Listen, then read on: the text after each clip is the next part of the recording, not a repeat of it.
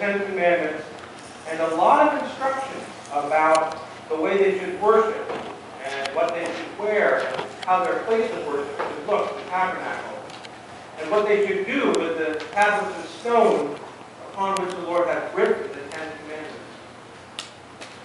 Moses was up on the mountain a long time. And the people saw that Moses was delaying to come down from the mountain. And they gathered themselves together unto Aaron. And they said to him, Make us gods, which shall go before us. For as to this Moses, the man who brought us out of Egypt, we do not know what has become of him. And Aaron said to them, Break off the earrings from upon your ears that are on the ears of your wives and your sons and your daughters, and bring them to me. And all the people broke off the golden earrings which were on their ears and brought them to Aaron. And he received them at their hand and fashioned with a graving tool and made a molten calf. In other words, the liquid gold was molten and he made it into a shape into the shape of a calf. And he brought it to them, and he said, These be your gods, O Israel, which have brought you up out of the land of Egypt. And when Aaron saw it, he built an altar for it. And Aaron made a proclamation and said, Tomorrow is a feast. And they rose up early the next day, and they had burnt offerings, peace offerings. And the people sat down, and they ate, and they drank, and then they rose up to play. Amen. How quickly we can forget things that are really important to us, right? The children of Israel had been led out of Egypt. They were slaves. It wasn't 40 years. This was just right within a few months after they'd been led out of Israel, or led out of Egypt as slaves. And Moses is up on the mountain, their great leader, the one they hesitated to follow, and they complained because they didn't have something to eat or something to drink. And the Lord took care of them every step of the way. Remember the great pillar of fire and the great pillar of cloud to lead them, to let them know where to go at all times. And then Moses is gone. A day, a week, a few weeks. Oh dear, we don't know what to do. Let's get something we can look at that's more real than this man and his promises. And so they make the golden calf. That's strange. Why would they make the golden calf? Well, because they had been raised in Egypt, and they looked around and they saw the various idols and gods, many, many gods that the people of Egypt had, and they said, well, I remember that. How about a calf, a golden calf? Because cows were very well representative of loves and good things, but they made this golden calf, and they bowed down and worshipped it, and they had a big party, and they got up and they played. Well, the calf stands for when we forget the Lord, we forget the Lord's taking care of us, and we want something we can touch, something that seems more real than following the Lord and waiting for the Lord to help us in times when sometimes it's a struggle to wait. I have a golden calf.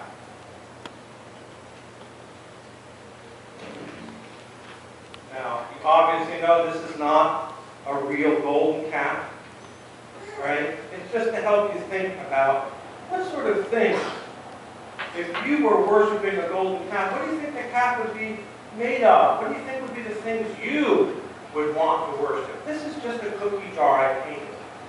Okay? Pretty simple, but it's just to help give you an idea of some of the things that people love to do that's all about themselves.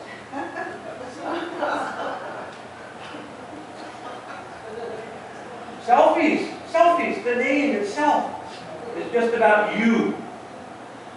And how we can so easily become so happy and delighted, not thinking about the things of the Lord, but thinking about the things of ourselves and showing all of our friends how great we are and that we've been here, we've been there. There's nothing wrong with a cell phone, there's nothing wrong with taking pictures. It's just when you make it so important. Have any of you ever struggled with doing that? Yeah.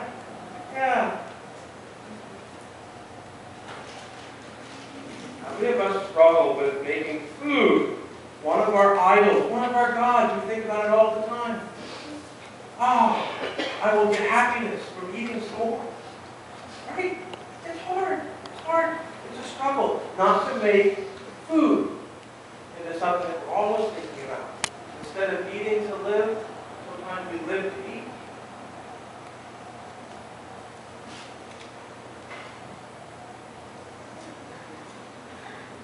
I'm not going to put this on.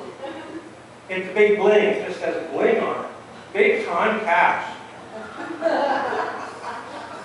Now, how many of us can make money and looking really good, bling? How many of us can make that into a god? Something more important than anything else we're thinking about. Grown-ups? Children? Yeah, it's easy to be distracted. There's nothing wrong with gold or bling, but it's when you make it the most important thing.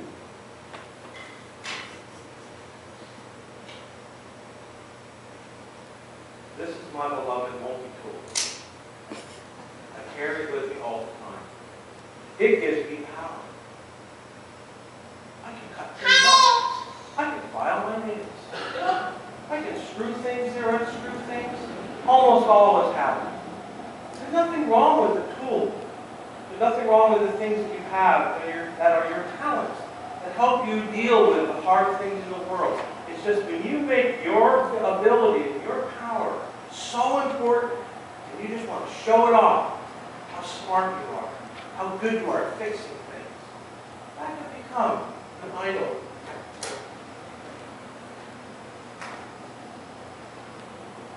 You know what that is? Who's in there? I don't like the selfie thing. This is a special mirror that makes you look bigger than you really are. All right? And I use it as a way of thinking about how we can imagine that we're much more important than we really are. It's kind of like the selfie, isn't it? Kind of like the phone. Now, I also have a representation of a cross. This is a representation of Confucius, I think.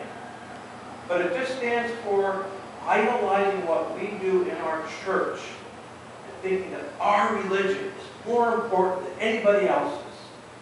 And although the Lord wants us to come and worship, He doesn't want us to think that the way we have it figured out, the way we think is better than anybody else. It leads to a kind of fundamentalism and a kind of thinking very dangerous when you think your ideas, kind of like the multi-tool, your ideas, your ability to fix the rest of the world with your religion, with your version of religion, is more important than anything else.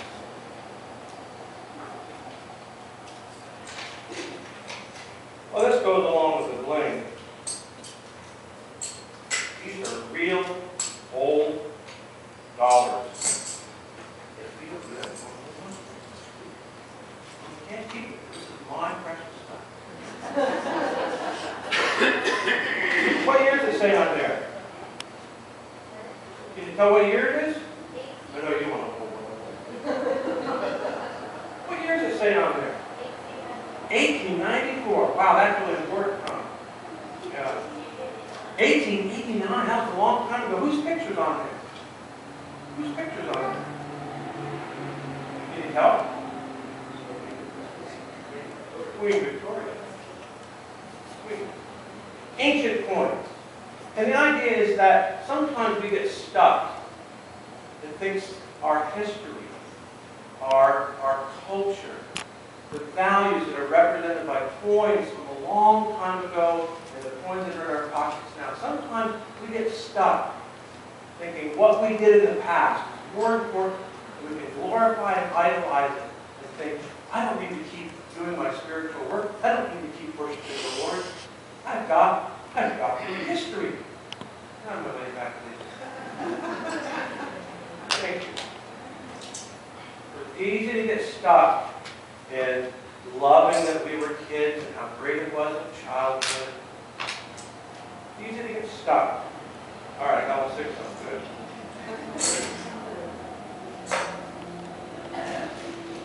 So the Lord was talking to Moses and the people, they got an occasion. They wanted more. And they took what was of themselves, and they said, well, I have, it's my own. It's more important than what the Lord gives me. I'm not even going to keep this in the church. I'm going to go all the way out here.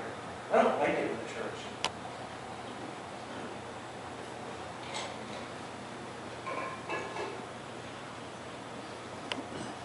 We all have to watch what we idolize. We all have to watch what we put up and say is so very important, because the Lord asks us to look to Him.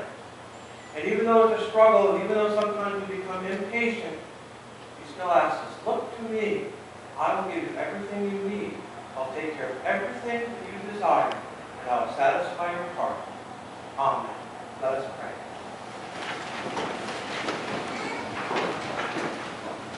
Lord, help us to remember the things that are most important, that come from you, that are heavenly. Lord, bring us into heaven.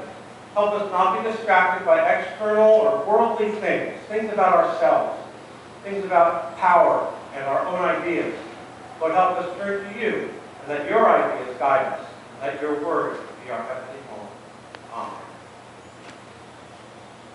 The blessing of the Lord be upon you. We bless you in the name